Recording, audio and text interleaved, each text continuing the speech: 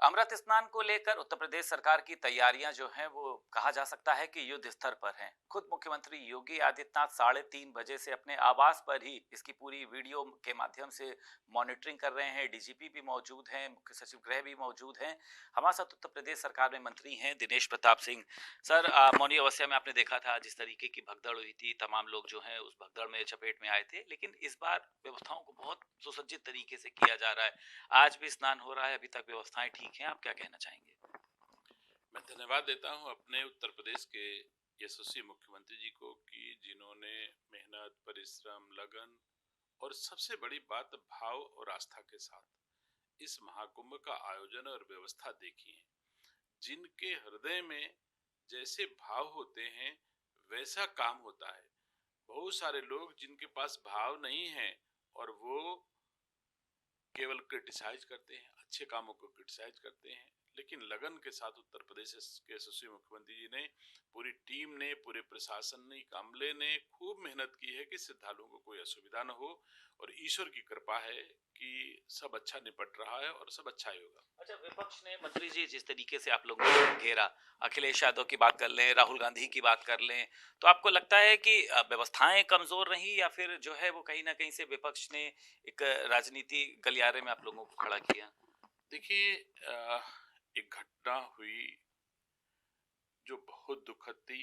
हम लोग बहुत सब पूरा उत्तर प्रदेश, हर श्रद्धालु, संत, सरकार, प्रशासन सभी दुखी हैं।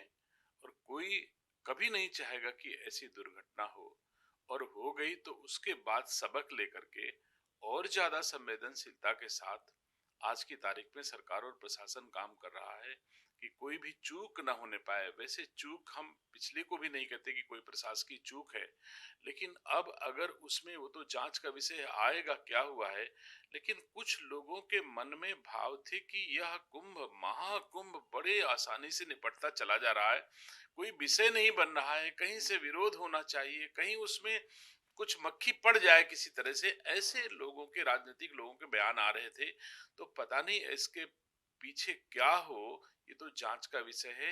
लेकिन प्रशासनिक कोई चूक नहीं है, सरकारी कोई चूक नहीं है। मुख्यमंत्री के भाव में जो भाव थे, मैं नहीं समझता कि उसमें कहीं चूक की कोई गुंजाइश है। तो बाकी सब भगवान की कृपा से अच्छा हो रहा है। ठीक है सर, मिल्कीपुर की बात करी जाए सर, आज चुनाव प्रचार प्रसार का अंतिम दिन है। मुख्यमंत्री योगी आदित्यनाथ भी वहां पर मौजूद हैं। तमाम लगभग आधे दर्जन से ज्यादा वहां पर लोग मौजूद थे। तो किस तरीके की स्थिति देख रहे हैं? लगता है आपको कि मिल्कीपुर में जो है वो भाजपा कमल खिला पाएगी? जो अयोध्या की हार का बदला था वो आप लोग ले पाएंगे? वही चूक जिसकी हम लोग चर्चा करते हैं, एक चूक हो गई थी लोकसभा के चुनाव में। उस चूक को जनता ने भी स्वीकार किया है, और अब वो जनता सही दिशा में मिल्कीपुर की काम कर रही है। जानती है कि हमारा देश भारतीय संस्कार संस्कृति के साथ आगे बढ़ेगा तो अच्छा होगा। और भारतीय संस्कार संस्कृति के साथ केवल मोदी जी, योगी जी ही बढ़ा रहे हैं, भारतीय जनता पार्टी ही बढ़ा रही, इसलिए अब वो मिल्कीपुर में कोई चूक नहीं होने देगी और कमल 100% खिलाएगी। दिल्ली विधानसभा की चुनाव की बात करें, केजरीवाल सरकार ने आप लोगों पर तमाम तरीके के हमले किए, यमुना में जहर मिलाने को लेकर हो, भगवत मान के घर पे रेड को लेकर हो।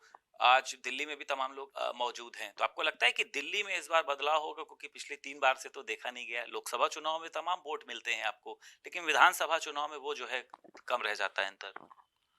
देखिए, जो केजरीवाल अन्ना हजारे के आंदोलन से निकल करके दिल्ली वासियों की नजरों में आए थे, वो केजरीवाल अब नहीं रहे। ये दिल्ली की जनता ने स्पष्ट बता दिया है। और आज की तारीख में आकंठ भ्रष्टाचार में डूबी सरकार है, इसलिए दिल्ली की जनता महसूस कर रही है कि दिल्ली का भी भविष्य मोदी जी के हाथों में ही सुरक्षित है। इसलिए मैं नहीं समझता कि अब कोई चूक वहां भी होने वाली है। इस बार 100% दिल्ली में कमल खिलेगा। मैं स्वयं चुनाव में गया था, और जो वातावरण मैंने देखा है दिल्ली के चुनाव में, एक तना गजब का उत्साह भारतीय जनता पार्टी के पक्ष में है, और भारी बहुमत से दिल्ली हम जीतेंगे। एक आखिरी सवाल है सर, आपने देखा था कि कल जो सपा के सांसद हैं अवधेश प्रसाद फूट फूट कर रो रहे थे कि अयोध्या में एक दलित लड़की के साथ में रेप हो गया और उस पर जो है वो कोई कार्रवाई नहीं हुई, पुलिस सो रही है, योगी सरकार सो रही है।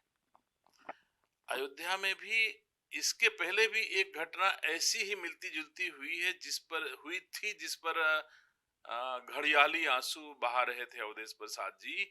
उस घटना में जब समाजवादी पार्टी के लोग इन्वॉल्व थे, उस पर तो ऐसे आंसू उनके हम लोगों ने नहीं देखे उत्तर प्रदेश वासियों में।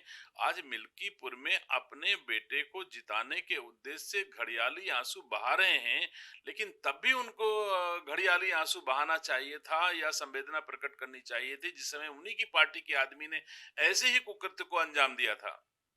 ठीक है सर, बात करने के लिए बहुत बहुत शुक्रिया। उत्तर प्रदेश सरकार में मंत्री दिनेश प्रताप सिंह हमारे साथ मौजूद थे। लखनऊ से वीडियो जर्नलिस्ट निखिल के साथ संदीप खेर, भारत समाचार।